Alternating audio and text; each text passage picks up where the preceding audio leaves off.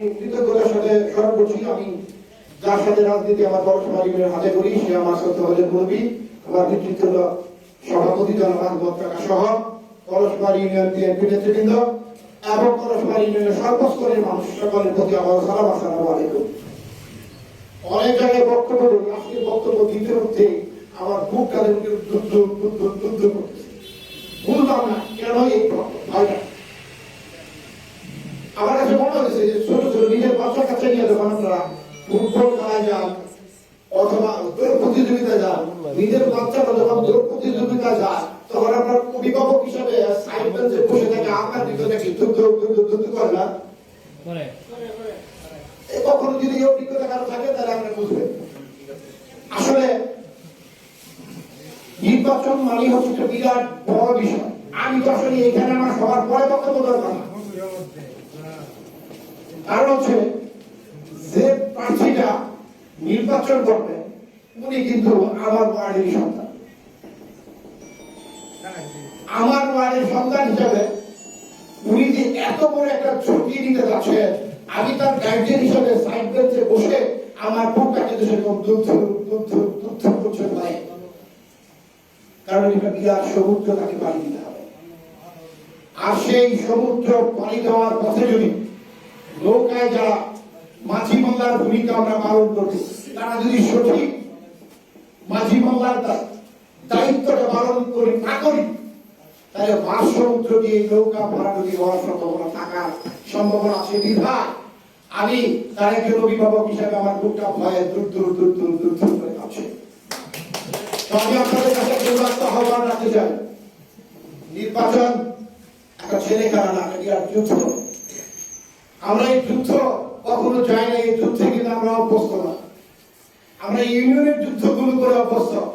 উপজেলার কেন্দ্রিক 12টা ইউনিয়ন একটা পৌরসভা, এরকম একটা বিশাল যুদ্ধ করার অভিজ্ঞতা কিন্তু আমাদের নাই, কিন্তু ছোট ছোট যুদ্ধ করে বিজয় হওয়ার অভিজ্ঞতা আমাদের আছে। সেই ছোট ছোট যুদ্ধের অভিজ্ঞতাগুলো কাজে লাগিয়ে আমরা যদি প্রত্যেকে পরস্পর ইউনিয়নের সন্তান হিসাবে আমরা পরস্পরটাকে ভালোবাসি কিনা, এটা হচ্ছে দেশপ্রেম। আমি আমার মজিদ স্যার যার হাতে আমি ছাত্র সাথে পরস্পর ইউনিয়নের চেয়ারম্যান ছিলেন, ওনার কাছে একটা গল্প শুনছিলাম। উনি বলছিলেন আমি চেয়ারম্যান হিসেবে নারীজাবাদটা সর্বোচ্চ বরাদ্দটা আমার পরস্পর ইউনিয়ন আনতে চাই। যখন পরস্পর ইউনিয়নে আমার বরাদ্দটা আমি আনতে চাই তখন আমি নিজের সফল মনে করি আমার সাড়ে 3 নম্বর ওয়ার্ড, তখন যেটা 3 নম্বর ওয়ার্ড বলে বিরাট বড় একটা ওয়ার্ড ছিল, আমার এই বরাদ্দটা আমি 3 নম্বর ওয়ার্ডে আনতে চাই। যখন 3 নম্বর ওয়ার্ডে নিয়ে আসতে পারি তখন মনে করি যাকে আমি সেখানে কিছু সফল হয়ে যাবে। যখন 3 নম্বর ওয়ার্ডে পরিষদের পয়সা আমি নিতে পারি তখন আমার মনের মধ্যে একটা স্বপ্ন লাগে যে এইটা যদি আমি আমার 9 নম্বর মানে নাকশি ওয়ার্ডে আমি নিতে পারতাম, বা নাকশি মতো ওয়ার্ড ছিল না, নাকশি একটা গ্রাম ছিল, নাকশি মৌজায় দিতে আমি নিতে পারতাম। এটা ওনার বক্তব্যটার মধ্যে দিয়ে উনি বুঝাইতে চাইছেন এটা হচ্ছে দেশপ্রেম।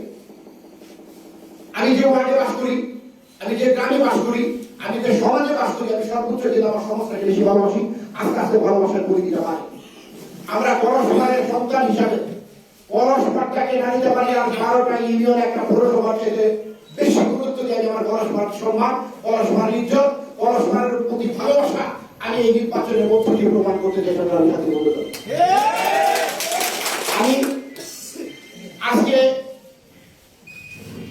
একটা কথা বলার আগে আসলে বক্তব্য দেওয়ার সময় নেওয়ার জন্য চলে রিপোর্ট চেয়ারম্যান হয়েছে নুরনিতার বাড়ি, আমরা সবাই তাকে ভোট দিচ্ছি ঠিক না?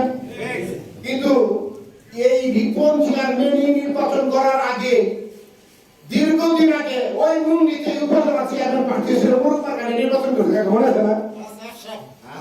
আছে কিনা?